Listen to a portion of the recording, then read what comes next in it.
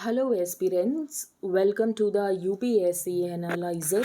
Today we will discuss newspaper analysis dated 16th of February 2023 and if you are finding this analysis helpful then please like, share and subscribe. यहाँ पर first news है vice president doctored narratives seek to run India down need potent counter. तो vice president का ये कहना है कि free fall of information होता है, डंपिंग ऑफ इंफॉर्मेशन होता है, डॉक्टर्ड नैरेटिव्स पेश किए जाते हैं एंड जिसकी वजह से लोगों के थिंकिंग प्रोसेस को इन्वेट करने की कोशिश की जाती है। आपको यहाँ पर जो भी इंफॉर्मेशन प्रोवाइड की जाती है आपको लगता है ये इन्फॉर्मेशन सही है, आप उस इन्फॉर्मेशन को क्वेश्चन नहीं करते हो, आप यहाँ पर रैशनल तरीके से नहीं सोचते हो कि क्या ये इन्फॉर्मेशन सही है। फॉर एग्जाम्पल यूएसए ने ये कहा कि इराक के पास वेपन्स ऑफ मास डिस्ट्रक्शन है एंड यहाँ पर सबने बिलीव कर लिया कि यूएसए जो कह रहा है ये सही कह रहा है कि हाँ इराक के पास वेपन्स ऑफ मास डिस्ट्रक्शन है। फिर यूएसए ने ये कहा कि ह्यूमैनिटी को सेव करने के लिए हमें इराक पर इन्वेजन करना पड़ेगा क्योंकि इराक के पास वेपन्स ऑफ मास डिस्ट्रक्शन है एंड किसी ने यहाँ पर यूएसए को क्वेश्चन नहीं किया। यूएसए यहाँ पर इन्वेज करता है इराक को, क्या कोई वेपन्स ऑफ मास डिस्ट्रक्शन मिलते हैं? तो नहीं मिलते हैं। Cautioning against what he called doctored narratives that seek to run down India's growth story, Vice President Jagdeep Dhankar said here Wednesday that dumping of information ये नया तरीका हो चुका है इन्वेजन करने का, तो हमें इसको बोल्डली न्यूट्रलाइज करने की ज़रूरत है। फिर यहाँ पर बीबीसी के बारे में बताया गया, तो क्या सीरीज ऑफ इवेंट्स हुआ है बीबीसी को लेकर। तो बीबीसी यहाँ पर एक डॉक्यूमेंट्री निकालता है इंडिया द मोदी क्वेश्चन, जिसमें 2002 राइट्स की बात की जाती है। सेंटर अपनी पावर्स को यूज़ करते हुए इस डॉक्यूमेंट्री को यहाँ पर ब्लॉक करा देता है। फिर उसके बाद क्या होता है, जो बीबीसी का ऑफिस है उसके ऊपर यहाँ पर आईटी सर्वे होता है। ऑफिशियल्स हैव अलेज्ड कि बीबीसी ने यहाँ पर कंप्लाई नहीं किया with transfer pricing norms and BBC ने अपने प्रॉफिट को डाइवर्ट किया, जिसकी वजह से यहाँ पर बीबीसी के ऊपर आईटी सर्वे हो रहा है।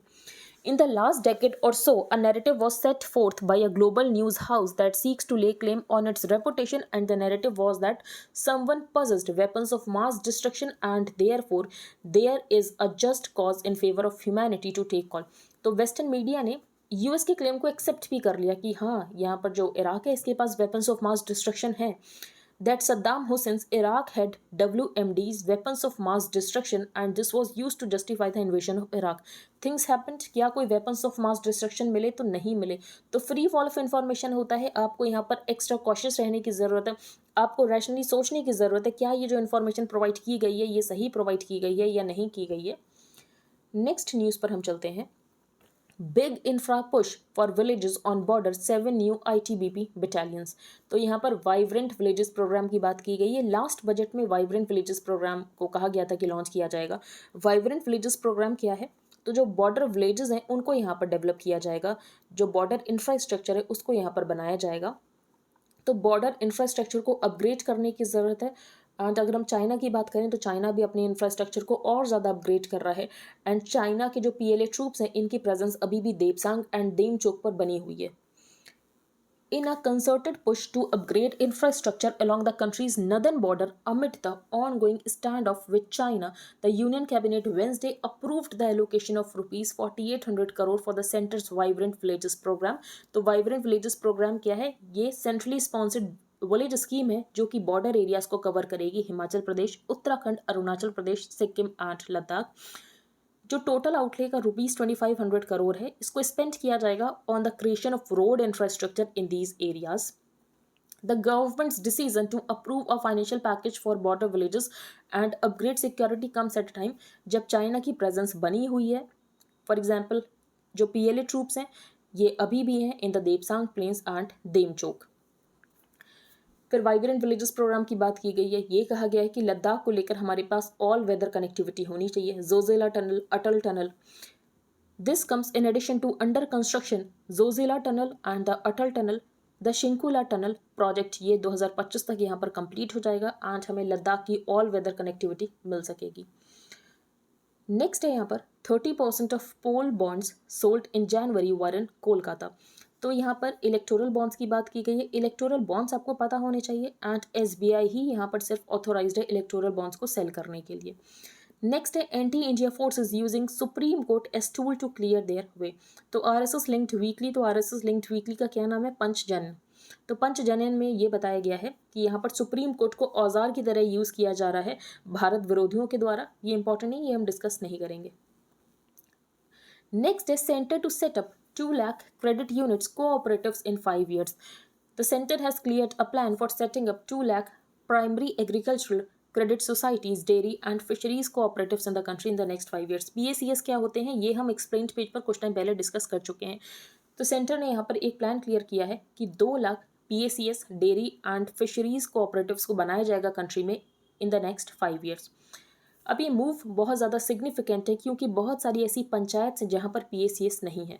The move is significant as there are still 1.6 lakh panchayat without PACS and nearly 2 lakh panchayat जहाँ पर कोई भी डेयरी कोऑपरेटिव सोसाइटी नहीं है. अब ये जो यहाँ पर प्लान है इसके लिए 4 स्कीम्स का कन्वर्जेंस किया जा रहा है. ये 4 स्कीम्स कौन सी हैं? National programme for dairy development and dairy processing and infrastructure development fund under the department of animal husbandry and dairying, Pradhan Mantri Matsya Sampada Yojana, fisheries and aquaculture infrastructure development under the department of fisheries. Next है first G20 culture group meet in Khajuraho next week. यहाँ पर एक point mentioned है parrot lady. Parrot lady क्या है? N 800-year-old sandstone sculpture जिसको कि लूट कर ले गए थे खजुराहो टेम्पल से, लेकिन कनाडा ने इसको रिटर्न किया था इंडिया को 2015 में. तो पैरेट लेडी 800 साल पुराना सैंडस्टोन स्कल्पचर जिसको कि लूट कर ले गए थे फ्रॉम अ खजुराहो टेम्पल, लेकिन कनाडा ने इसको इंडिया को वापस कर दिया था 2015 में. Keeping with this an exhibition of artefacts that have been repatriated to India. तो बेसिकली ये जो यहाँ पर आर्टिफैक्ट्स है इनको ब्रिटिशर्स लूट कर ले गए थे, बाकी यहाँ पर कॉलोनियलिस्ट इसको यहाँ पर लूट कर ले गए थे, कुछ यहाँ पर इंडिया में वापस आ भी चुके हैं. तो ये जो यहाँ पर कल्चर वर्किंग ग्रुप की मीटिंग होगी इसमें ये हाईलाइट किया जाएगा कि लोगों को उनकी कल्चरल हिस्ट्री से वंचित रखा गया है क्योंकि आप उनके आर्टिफैक्ट्स को ही लूट कर ले गए थे. During the 3-day deliberations in Khajuraho, delegates from member countries as well as guest nations will discuss the loss of cultural property. किस वजह से? आर्म्ड कन्फ्लिक्ट्स की वजह से, colonialism की वजह से, लूटिंग की वजह से, illicit trafficking and how it deprives people and communities of a part of their history and identity as well as their rights to access and enjoy cultural heritage. बाकी आपको यहाँ पर पैरेट लेडी ज़रूर पता होना चाहिए. 2008 case, 2 days after conviction, MLA Abdullah Azam's seat vacated. अब इनकी यहाँ पर सीट वेकेट क्यों हो गई? क्योंकि इनको यहाँ पर 2 साल की सज़ा मिली है. तो representation of the people act 1951 का जो सेक्शन 8 सब सेक्शन 3 है इसमें ये लिखा हुआ है a person convicted of any offence and sentence to imprisonment जो कि 2 या 2 साल से ज़्यादा का हो तो shall be disqualified from the date of such conviction. तो a person convicted of any offence and sentenced to imprisonment for not less than 2 years shall be disqualified from the date of such conviction. तो इनको यहाँ पर disqualify कर दिया गया और इनकी सीट यहाँ पर वेकेट हो गई. बंगाल बजट. तो बंगाल के बजट में यहाँ पर 2 पॉइंट्स इंपॉर्टेंट है जो कि हम डिस्कस करेंगे. फर्स्ट है मत्स्यजीवी बंधु. तो ये नाम से ही समझ आ रहा है फिशरमैन कम्युनिटी के लिए स्कीम है. तो it also launched a new relief scheme Matsyajeevi Bandhu for the fisherman community in case of untimely death. तो अगर आकस्मिक मृत्यु हो जाती है तो यहाँ पर फिशरमैन कम्युनिटी को जो भी उनके फैमिली वाले होंगे उनको यहाँ पर 2 लाख रुपए की ग्रांट दी जाएगी, वन टाइम ग्रांट. फिर यहाँ पर रस्ताश्री. तो रस्ताश्री क्या है? रूरल रोड्स को स्ट्रेंथन करने के लिए. तो रास्ता नाम से समझ आ रहा है, मत्स्यजीवी नाम से समझ आ रहा है, लेकिन ये आपको पता होना चाहिए वेस्ट बंगाल की स्कीम्स है. अब हम चलते हैं आगे. India to spend 75% of defence capital. तो जो डिफेंस कैपिटल है उसका जो 75% है जो प्रोकरमेंट के लिए यूज़ किया जाएगा ये लोकल इंडस्ट्री से प्रोकर किया जाएगा. तो लास्ट ईयर ये 64% था, लेकिन एक्चुअल जो प्रोकरमेंट हुआ लोकल इंडस्ट्रीज से ये 68% था. इस बार इसको इंक्रीज करके 75% कर दिया गया है. तो in a boost to the government's plans to achieve greater self reliance कि हम यहाँ पर आत्मनिर्भर बन सके डिफेंस में. India will spend 75% of its defence capital in 2023-24 on procurement from the domestic industry up from 68% in 2022-23. तो 75% स्पेंड जो किया जाएगा डिफेंस कैपिटल का ये किया जाएगा on procurement from the domestic industries. तो बेसिकली यहाँ पर गवर्नमेंट आत्मनिर्भरता के ऊपर बहुत ज़्यादा फोकस करिए कि डिफेंस में हमें यहाँ पर आत्मनिर्भर होने की ज़रूरत है. इन 2021-22 ये मैंने आपको बता दिया 64% यहाँ पर ईयर मार्क किया गया था, लेकिन जो एक्चुअल यहाँ पर खर्च किया गया 68% था of the budget on domestic procurements. Next यहाँ पर El Nino and La Nina की बात की गई है. एल नीनो अगर होता है तो हमें ड्रॉट देखने को मिलता है इंडियन सब कॉन्टिनेंट पर. El Nino the unusual warming of the equatorial Pacific Ocean does tend to suppress rainfall over the Indian subcontinent and इसकी वजह से ड्रॉट भी आ जाता है. The surface waters in equatorial Pacific Ocean sometimes unusually warmer and other times unusually colder. किस वजह से? तो due to complex ocean atmosphere interactions both these states have an impact on global weather phenomena. As of now अगर हम देखें the surface waters are colder than normal, a state described as La Nina. लेकिन जो महाराष्ट्र के deputy chief minister, इनका ये कहना है कि ड्रॉट आ सकता है क्योंकि यहाँ पर एल नीनो की कंडीशंस है, लेकिन आईएमडी का ये कहना है कि अभी तो हमें नहीं कहीं लग रहा है कि एल नीनो की कंडीशंस हैं। तो deputy CM is learn to have sited chances of an El Nino event in Pacific Ocean, लेकिन आईएमडी का ये कहना है कि अभी हम ये नहीं कह सकते कि एल नीनो की यहाँ पर कंडीशन है। It is too early to predict anything about the monsoon rainfall right now, not just over Maharashtra but the entire country. ये यहाँ पर आईएमडी के डायरेक्टर जनरल का कहना है। एल नीनो, ला नीना, ये आपने ज्योग्राफी में पढ़ा होगा, बस यही इंपॉर्टेंट है। एक्शन अगेंस्ट द बीबीसी, तो यहाँ पर डिफरेंस बताया गया है कि IT survey and IT search में क्या डिफरेंस होता है एंड आईटी रेट क्या होती है। आईटी सर्च को ही आईटी रेट कहते हैं, लेकिन रेट वर्ड आपको कहीं नहीं मिलेगा। व्हाट इज एन आईटी सर्वे? तो section 133A of the IT act 1961 IT department को पावर देता है कि आईटी डिपार्टमेंट यहाँ पर सर्वे कर सकती है हिडन इन्फॉर्मेशन को कलेक्ट करने के लिए। Section 133A allows N authorized officer to enter any place of business or profession or charitable activity within their assigned area। और जो भी यहाँ पर बुक्स ऑफ अकाउंट उसको वेरीफाई किया जा सकता है, बाकी डॉक्यूमेंट्स को यहाँ पर वेरीफाई किया जा सकता है, कैश, स्टॉक और अदर वैल्यूएबल आर्टिकल और thing which may be useful for और relevant to any proceeding under the act. IT search क्या होता है? तो आईटी सर्च को ही रेट कहते हैं, ऑल्दो द वर्ड रेट ये आईटी एक्ट में कहीं भी डिफाइन नहीं किया गया है। However search has been defined under section 132 of the act. अगर हम सर्च देखें तो सर्च ज़्यादा सीरियस है सर्वे के कंपैरिजन में। नेक्स्ट है एयर इंडियाज ऑर्डर अनपैक्ड। तो कल भी हमने यहाँ पर डिस्कस किया था कि जो यहाँ पर एयर इंडिया का ऑर्डर है कि एयर इंडिया यहाँ पर 470 एयरक्राफ्ट लेने वाला है। 250 एयरक्राफ्ट यहाँ पर एयरबस से and 220 from the Boeing company of the United states. And यहाँ पर जो यूएस के प्रेसिडेंट है उनका ये कहना है कि 1 मिलियन जॉब्स इसकी वजह से यहाँ पर क्रिएट होंगी। जो रोल्स रॉयस है ये इंजन बनाएगा, तो यूके में भी इसकी वजह से यहाँ पर बहुत सारी जॉब्स क्रिएट होंगी। Tata group owned air India placed 2 mega orders on Tuesday, adding up to a staggering 470 aircraft for 250 planes with Europe's Airbus consortium and 220 with Boeing Company of the United States. This is the largest order placed by an airline in one go anywhere in the world, beating the 2011 order by American Airlines। तो इन्होंने जो यहाँ पर Tata group owned air India ने यहाँ पर order place किया है, ये बहुत बड़ा ऑर्डर है। Going by the list price इसकी ऑर्डर वैल्यू यहाँ पर $70 बिलियन से लेकर $80 बिलियन हो सकती है। Biden said the order to Boeing will support over 1 million jobs across 44 states and British government का ये कहना है कि बिलियन ऑफ पाउंड्स आएंगे यूके में, जो यहाँ पर एयरबस के साथ डील हुई है। Airbus deal means big business for engine maker Rolls-Royce and will create jobs in the UK where parts of the aircraft are expected to be manufactured। तो यहाँ पर यूके में भी बहुत ज़्यादा जॉब्स क्रिएट होंगी। अब ज़रूरी था इनके यहाँ जॉब्स क्रिएट हो और ये चाहते थे कि इंडिया के साथ यहाँ पर डील हो जाए। उसका रीज़न ये है कि इनके यहाँ इकोनॉमिक रीसेशन चल रहा है। बेसिकली ये लोग यहाँ पर इकोनॉमिक स्लो डाउन में हैं।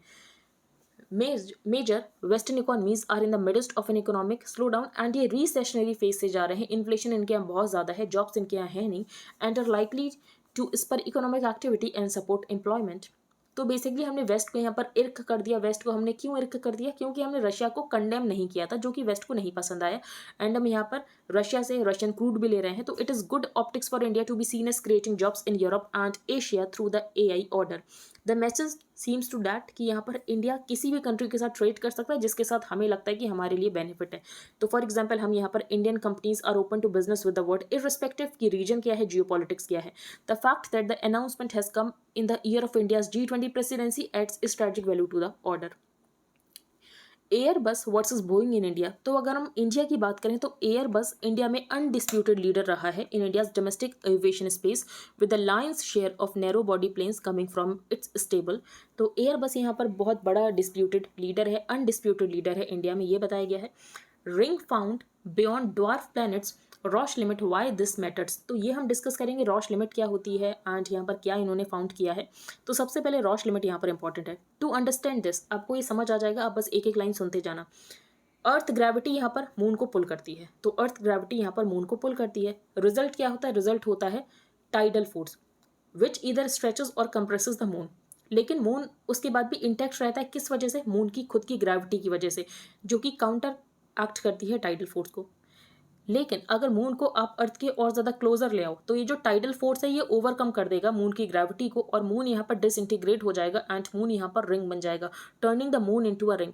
तो मिनिमम डिस्टेंस जिस पर ये चीज़ होगी कि मून यहाँ पर रिंग बन जाए एंड जो टाइडल फोर्स है ये मून की ग्रेविटी को ओवरकम कर दे, इसको ही बोलते हैं Roche limit. The minimum distance at which this happens is known as Roche limit. तो ये इंपॉर्टेंट है।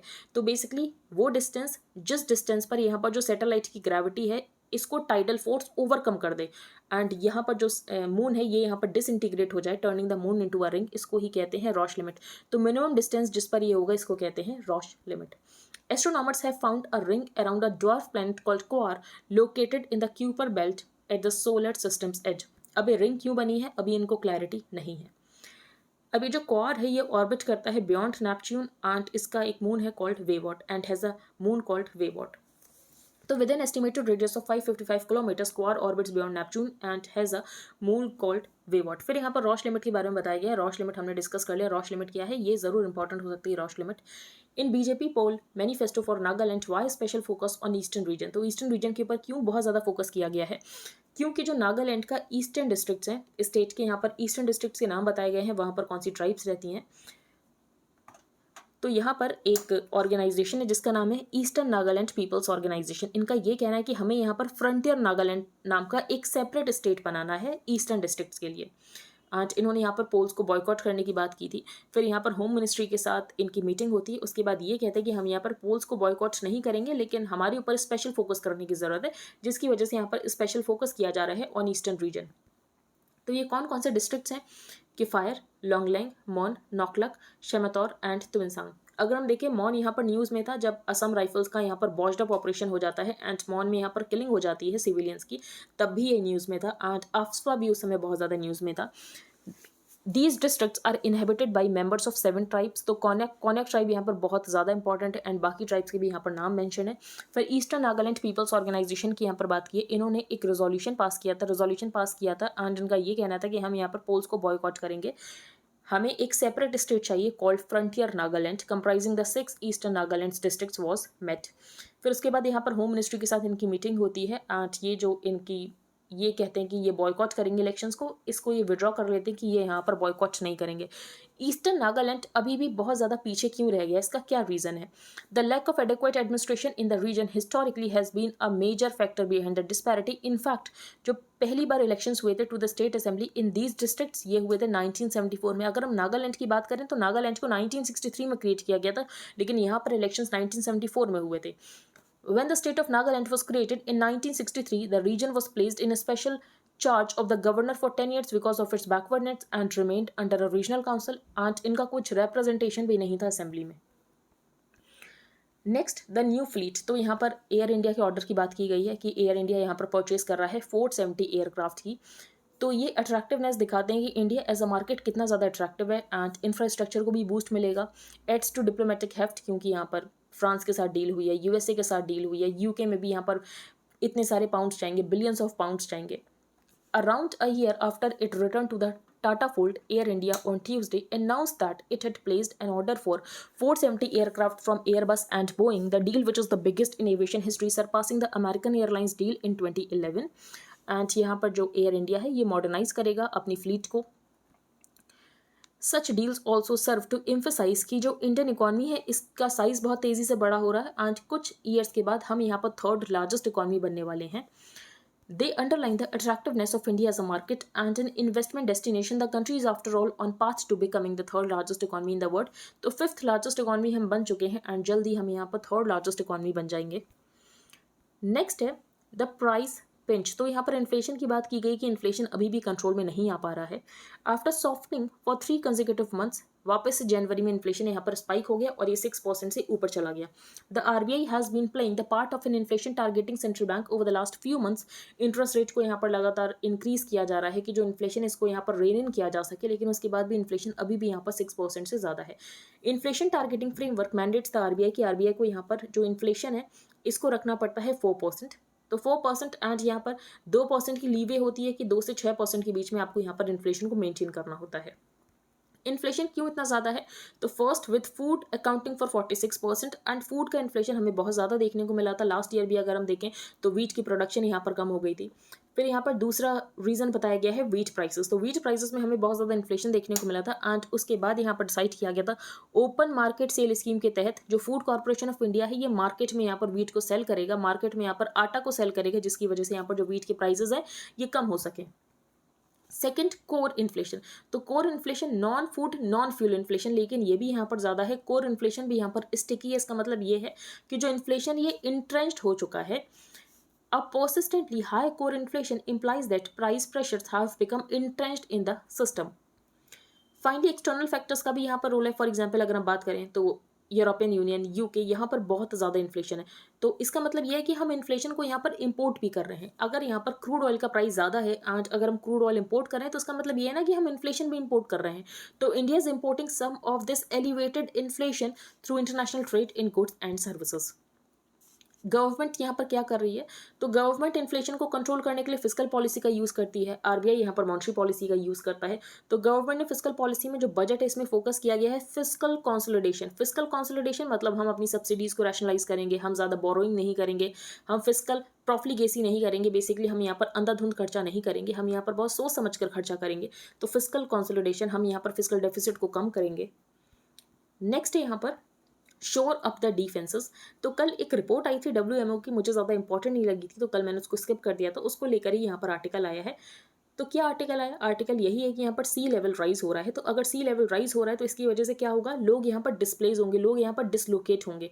अब लोग जब यहाँ पर डिसलोकेट होंगे तो इनको क्या कहा जाएगा कि ये क्लाइमेट रेफ्यूजीज है, कि सी लेवल राइज हो रहा है जिसकी वजह से इनको जहाँ पर ये रहते हैं उस जगह को छोड़कर जाना पड़ रहा है, ये यहाँ पर रेफ्यूजी बन रहे हैं। तो इनके लिए यहाँ पर टर्म है climate refugees.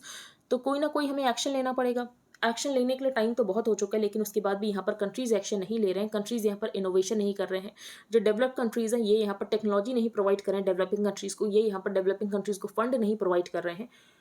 On Tuesday, a World Meteorological Organization report occupied center stage at the UN Security Council's first ever debate on the impact of sea level rise on a global peace. तो सी level यहाँ पर rise हो रहा है and UN secretary general का ये कहना है कि मास एक्सोडस होगा लोगों का ऑन अ बिब्लिकल स्केल। तो हमें कुछ करना पड़ेगा। बेसिकली जो लोग यहाँ पर लो लाइंग एरियाज में रह रहे हैं तो इन लोगों को तो यहाँ पर डिसलोकेट करना ही पड़ेगा ना। तो ये यहाँ पर क्लाइमेट रेफ्यूजीज हो जाएंगे एंड इंडिया में भी बहुत ज़्यादा डिसलोकेशन होगा।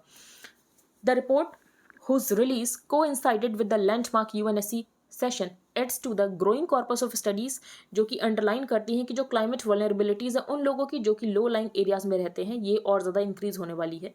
More than 1 in 10 people in the world, including those in mega cities like Mumbai, New York, London, Dhaka, Shanghai, could face severe turmoil even if global warming is miraculously limited to 1.5 degrees. तो आपका जो target है ना 1.5 degrees का, अगर आप 1.5 degrees तक भी अचीव करते हो उसके बाद भी हमें बहुत ज़्यादा डिसलोकेशन देखने को मिलेगा। The task for policy makers then is to prepare for massive social and economic dislocation. तो इसके लिए आपको रेजिलियंस बिल्ड करने की ज़रूरत है, आपको क्लाइमेट एडेप्टेशन को बिल्ड करने की ज़रूरत है, आपको यहाँ पर रिसर्च एंड डेवलपमेंट के ऊपर इन्वेस्ट करने की ज़रूरत है, आपको यहाँ पर इंफ्रास्ट्रक्चर बनाने की ज़रूरत है, वार्निंग सिस्टम्स में इन्वेस्ट करने की ज़रूरत है सो दैट यहाँ पर जो जान माल का नुकसान है उसको यहाँ पर कम किया जा सके। Protecting coast could require engineering, technological and ecological interventions.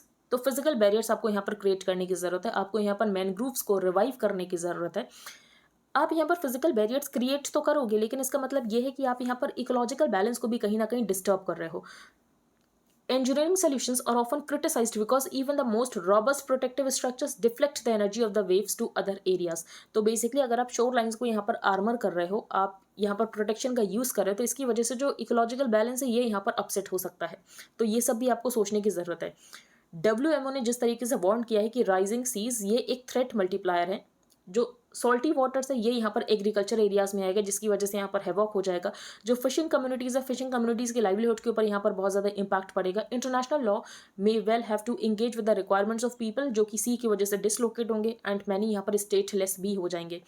अब इंडिया में ये टेस्ट है अर्बन म्यूनिसपैलिटीज़ का। तो ऑथर का ये कहना है कि अर्बन म्यूनिसपैलिटीज़ का जो यहाँ पर नॉर्मल टाइम्स का काम है ये तो ये ठीक से कर नहीं पाते क्योंकि इनके पास फाइनेंसेस नहीं है। तो जब यहाँ पर क्लाइमेट चेंज की वजह से लोग डिसलोकेट होंगे तब ये कैसे काम कर पाएंगे, तो ये उस समय बहुत ज़्यादा स्ट्रगल करेंगे। नेक्स्ट है स्टार्टअप स्केल अप। तो ये आर्टिकल हम डिस्कस करेंगे, इसमें एक दो पॉइंट्स बताए गए हैं लेकिन हो सकता है कि आपको ये आर्टिकल इंपॉर्टेंट ना लगे। तो स्टार्टअप 20 इंगेजमेंट ग्रुप, इंडिया का एक प्रपोजल था कि इसको यहाँ पर क्रिएट किया जाना चाहिए। आज यहाँ पर G20 कंट्रीज़ का कहना है कि ठीक है हम इसको यहाँ पर क्रिएट करेंगे। तो स्टार्टअप 20 इंगेजमेंट ग्रुप एंड यहाँ पर एक B20 एंगेजमेंट ग्रुप है। तो B20 एंगेजमेंट ग्रुप यहाँ पर कॉर्पोरेशंस के ऊपर फोकस करता है। स्टार्टअप 20 एंगेजमेंट ग्रुप नाम से समझ आ रहा है स्टार्टअप्स के ऊपर फोकस करेगा।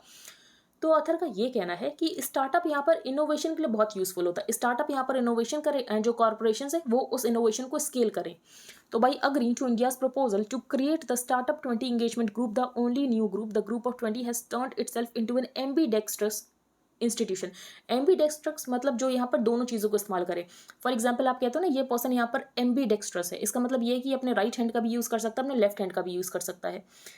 तो आप यहाँ पर स्टार्टअप्स का भी यूज़ करो एंड आप यहाँ पर कॉर्पोरेशंस का भी यूज़ करो कि यहाँ पर स्टार्टअप्स यहाँ पर नए इनोवेशंस लेकर आएंगे, नए आइडियाज़ लेकर आएंगे एंड जो बिजनेसेस हैं, जो कॉर्पोरेशंस है वो उस आइडिया को स्केल करने में मदद करेंगे। क्योंकि स्टार्टअप्स के पास इतनी ज़्यादा इन्वेस्टमेंट नहीं होती, स्टार्टअप्स के पास यहाँ पर फंडिंग नहीं होती, लेकिन कॉर्पोरेशंस के पास यहाँ पर इन्वेस्टमेंट होता है, पैसा होता है, तो वो उस आइडिया को स्केल कर सकते हैं। Since there is no theory of ambidextrity of institutions at the global level, let me propose a 3-part one। तो सबसे पहले ऑथर का ये कहना है कि हमें नए सॉल्यूशंस की ज़रूरत है। अगर हम प्रॉब्लम्स देखें तो जो टेक्नोलॉजी हम डिप्लॉय कर रहे हैं, जो सॉल्यूशंस हम डिप्लॉय कर रहे हैं, उससे तो प्रॉब्लम सॉल्व नहीं हो रही है। तो हमें नए सॉल्यूशंस की ज़रूरत है।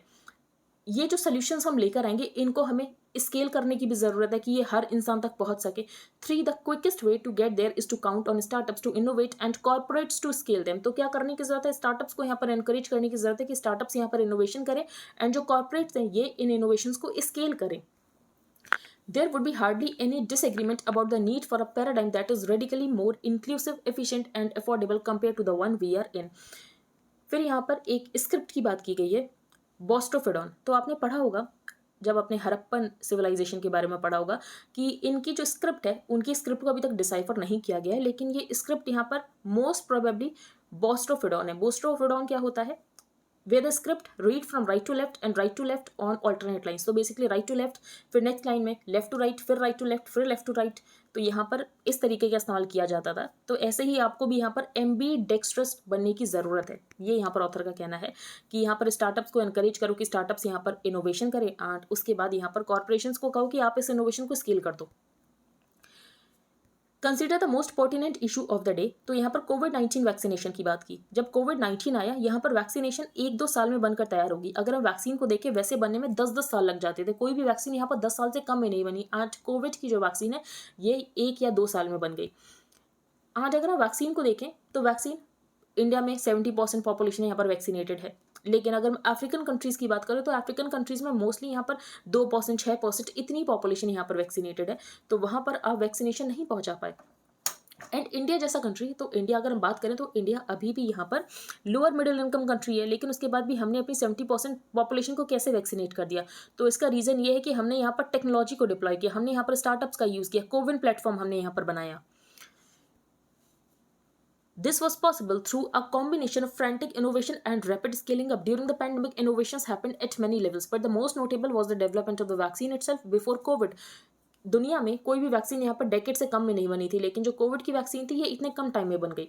इन द केस ऑफ कोविड-19 this happened in less than a year. Vaccine development was led world wide by firms that work like startups regardless of how endowed they may have been. For example India में Bharat Biotech ने develop किया Covaxin, फिर यहाँ पर Moderna ने vaccine बनाई। The question is do such patterns work in normal times. तो हाँ, ये पैटर्न नॉर्मल टाइम्स में वो वर्क करते हैं, लेकिन लंबे समय में वर्क करते हैं तो हम इसको ऑब्जर्व नहीं कर पाते हैं। Indeed, but because they happen over longer time frames we do not have the luxury of observing them easily.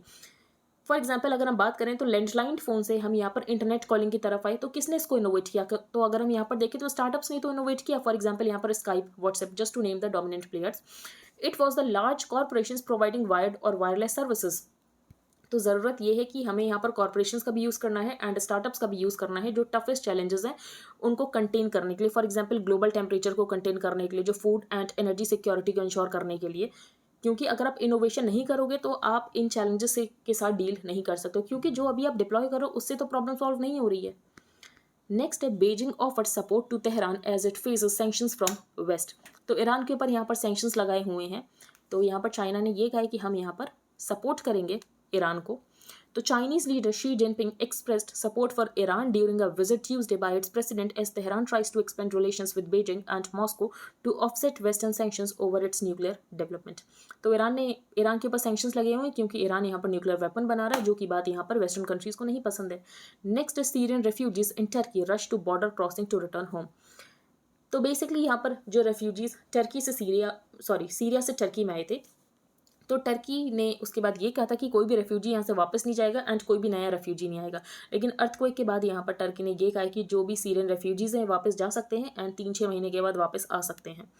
तो thousands of Syrian refugees in Turkey lined up at a border crossing on Wednesday in hopes of returning home temporarily after Syrian border officials announced that Turkey ने यहाँ पर agree कर लिया कि ये यहाँ पर जा सकते हैं and then return later while it copes with a disastrous earthquake। यहाँ पर एक लोकेशन है बब अल हवा। तो बब अल हवा क्या है? One of the main border crossings between Turkey and an opposition held territory in north western Syria. अब ऑपोजिशन हेल्ड क्यों बोला गया? क्योंकि सीरिया में आपको बहुत सारे रेबल ग्रुप्स मिल जाएंगे, तो वो वाला एरिया जो है इनकी गवर्नमेंट कंट्रोल नहीं करती है, यहाँ पर जो रेबल्स हैं ये कंट्रोल करते हैं। द बबल हवा crossing is administered by a Syrian opposition group that controls parts of the countries north west. तो बबल हवा, ये लोकेशन जरूर पता होनी चाहिए आपको। अब हम चलते हैं आगे। Exports drop by 6.6% in January.